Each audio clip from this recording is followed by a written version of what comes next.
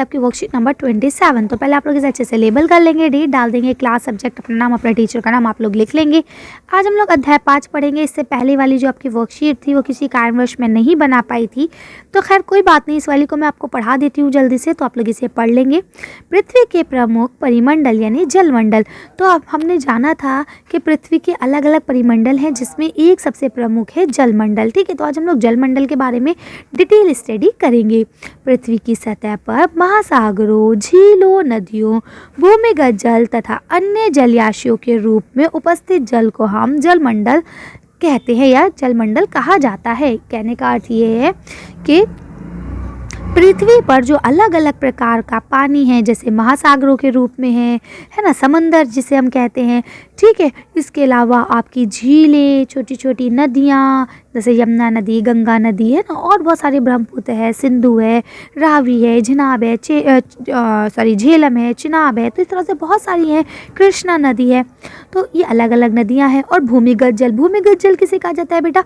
भूमिगत जल कहते हैं वो जल जो ज़मीन के अंदर है, यानी कि आप जैसे हैंडपम्प आपने देखा होगा, समरसेबल आपने देखा होगा, तो आपने कभी सोचा है कि वो पानी कहाँ से आता है? वो पानी हमारे ज़मीन के अंदर से आता है, उसको हम भूमिगत जल कहते हैं। या आपने कभी ये सोचा है कि जब बारिश होती है तो इतना ढेर सारा पानी जाता कहाँ है बारिश का, है ना, तो वो ज़मीन अपने अंदर ऑब्जॉर्ब कर लेती है, उसको ही हम लोग भूमिगत जल कहते हैं। इसके अलावा अन्य जलयाश यानी और भी बहुत सारी चीज़ें, जैसे तालाब है ना, छोटे छोटे नदी नाले हैं, और बहुत सारे इस तरह से और भी हैं, जैसे झरने हैं, है ना, तो ये सारी चीज़ें भी हैं। ये सब जो ये पानी वाला सिस्टम है, ये सारा जब मिलता है तो इसे हम लोग क्या कहते हैं? जलमंडल कहते हैं। तो अब पहला क्वेश्चन आपको दिया गया है, क्वेश्चन कह रही हूँ। तो नेक्स्ट आपका लिखा है, पृथ्वी को नीला ग्रह कहा जाता है। क्यों कहा जाता है? क्योंकि जब हम आकाश से ऊपर से जाके, अंतरिक्ष से जाके पृथ्वी की तरफ देखते हैं तो इसमें जो पानी की ज़्यादा मात्रा है ना, इसकी वजह से इसका जो अक्स हमें दिखता है, यानी इसकी जो परछाई, इसका जो शैडो हमें दिखता है, वो ब्लू कलर का दिखता है। इसीलिए पृथ्वी को ब्लू ग्रह यानी नीला ग्रह कहा जाता है, ब्लू प्लैनेट। क्योंकि पृथ्वी पर 31% भाग जल के रूप में है, उपस्थित है। यानी पृथ्वी को अगर आप ध्यान से एनालाइज करें तो इसका पूरा हिस्सा सिर्फ जल से है, बाकी सिर्फ देखिए 71% है ना, 100 में से 71% आपका जल है, बाकी बचा कितना आपका?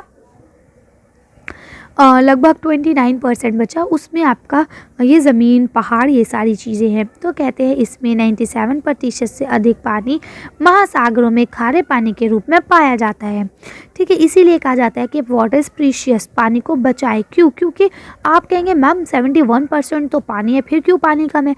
तो बेटा पानी कम इसलिए क्योंकि 71% को अगर हम 100% मान लें तो 100% में से 97% पानी खारा है, जो पीने लायक नहीं है। तो सिर्फ और सिर्फ 3% पानी ऐसा है जो हमारे पीने लायक है। ठीक है, तो इसी वजह से आपको पानी को बचाना है। तो अब आप पढ़ते हैं आज हम लोग महासागर के बारे में। तो देखिए यहाँ लिखा है महासागर। महासागर जलमंडल के मुख्य भाग है, यानी कि जो जलमंडल है उसका मुख्य भाग क्या है? आपका महासागर है। सबसे बड़ा जो पॉइंट है पानी का वो यही है, बाकी सब इससे छोटे होते जाते हैं। ये खारे पानी के विशाल क्षेत्र है, यानी इसमें सारा पानी कैसा है? खारा है। महासागरीय जल हमेशा गतिशील रहता है। गतिशील रहता है यानी हमेशा चलता रहता है।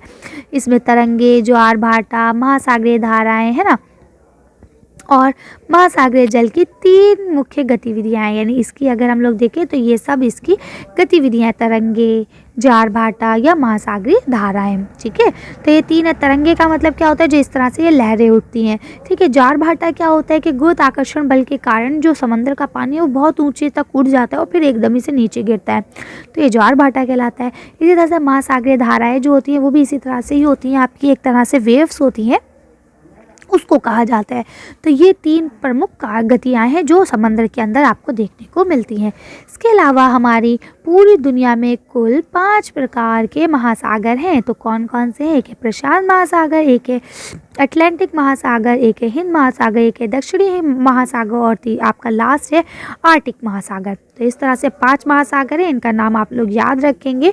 और इसको आप लोग एग्ज़ाम में भी ये क्वेश्चन आता है कि कितने तरह के महासागर हैं, सबके नाम लिखिए। तो ये आपको लिखना पड़ते हैं, तो इसलिए आप लोग इसे अच्छे से करेंगे। अब देखिए यहाँ आपको क्वेश्चन आंसर दिए गए हैं। तो पहला क्वेश्चन यहाँ दिया गया है, जलमंडल से आप क्या समझते हैं? तो चलिए इसका आंसर देख लेते हैं कि हम लोग जलमंडल से क्या समझते हैं। आप इसका आंसर यहाँ से लिखेंगे कि पृथ्वी की सतह पर महासागरों, झीलों, नदियों, भूमिगत जल तथा अन्य जलीयाशों के रूप में जो जल उपस्थित है उसको हम जलमंडल कहते हैं। तो आप लिख सकते हैं आसानी से। चलिए नेक्स्ट क्वेश्चन पढ़ते हैं। अब यहाँ आपका अगला क्वेश्चन लिखा है पृथ्वी को नीला ग्रह क्यों कहा जाता है। तो चलिए इसका आंसर देख लेते हैं। तो आप यहाँ से लिखेंगे कि पृथ्वी को नीला ग्रह इसलिए कहा जाता है क्योंकि यहाँ पर 71% जो भाग है वो पूरा पानी में है, पूरा पानी से भरा हुआ है, इसलिए इसे जो है नीला ग्रह कहा जाता है। क्योंकि जब इसका अक्स आप ऊपर से देखेंगे तो वो नीला दिखता है। ठीक है, तो इस पूरे आंसर को आप लिख सकते हैं कि इस यहाँ पे 71% तक पानी है, इसलिए इसको नीला ग्रह कहा जाता है। अगला क्वेश्चन पढ़ते हैं। अभी आपका आखिरी क्वेश्चन है कि प्रमुख 5 महासागरों के नाम लिखो। तो मेन जो आपके 5 ओशंस हैं उनके आपको नाम लिखने हैं। तो चलिए देखते हैं कौन कौन से। वैसे भी मैंने आप लोगों को पढ़ा दिया था। चलिए देखते हैं आंसर हम लोग कि प्रमुख 5 महासागर कौन कौन से हैं। चलिए आंसर देख लेते हैं। यहाँ से लिखेंगे आपके प्रमुख 5 महासागर जो है प्रशांत महासागर, एटलिक महासागर, हिंद महासागर, दक्षिण महासागर और आर्कटिक महासागर है। तो पांचों के आप नाम लिख सकते हैं। चलिए तो आज की वीडियो को हम ये खत्म करते हैं। आज की वर्कशीट में बस इतने। अगर आपको हमारी वीडियो पसंद आई हो तो प्लीज़ इसे लाइक और शेयर करें। अगर अभी तक आपने हमारे चैनल को सब्सक्राइब नहीं किया तो प्लीज़ हमारे चैनल को सब्सक्राइब करें। Thank you for watching.